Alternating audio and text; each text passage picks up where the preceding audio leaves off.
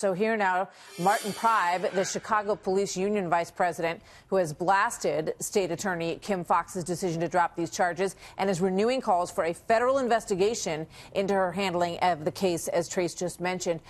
Sir, good to have you with us this evening. What do you think happened here?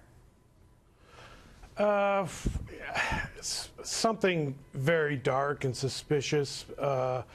You know, this is not the first time we've attacked the Fox administration since she came into office. There's a lot here that investigative reporters definitely need to work with, and we definitely believe that the federal authorities should investigate what happened here and look at the evidence. And we certainly hope that Mayor Emanuel's strong rhetoric will translate into the same call for a federal investigation.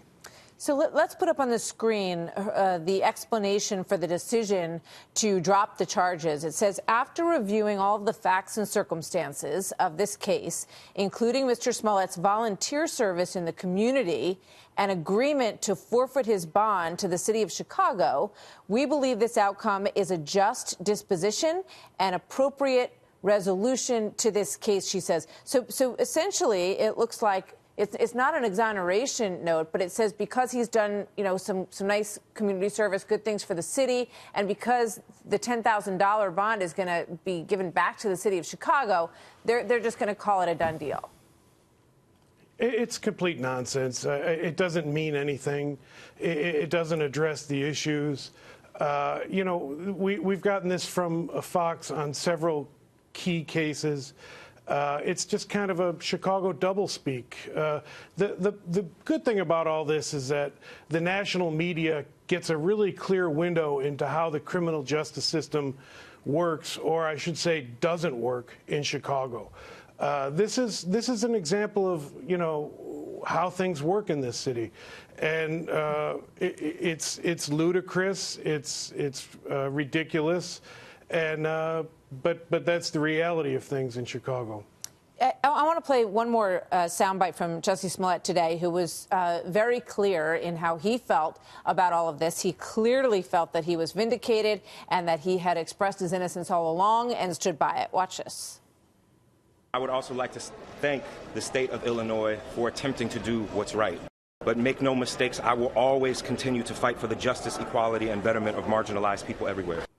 All right, so he says he's going to continue to fight for justice of marginalized people everywhere.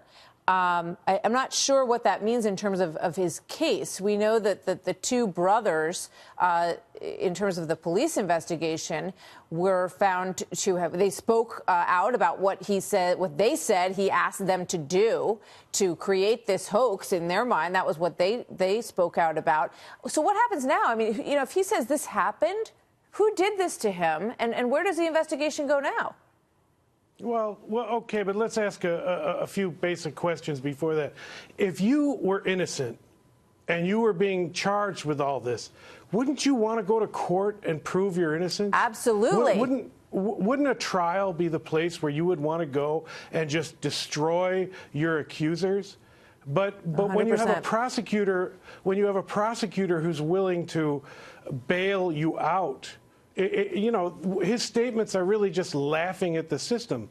And, he disguises them in the traditional rhetoric of social justice and whatnot. But that's a common trope in Chicago. Yeah, I mean, it's a very general statement. He's not saying, he's saying that he was the victim of a hate crime. He's standing by the beginning of that story. And yet he professes no outrage about what happened to him or finding the people who actually did it, if in fact that's what happened. Martin, we got to leave it there. Thank you very much. We're going to stay on it. Good to see you tonight, sir. Thank you very much.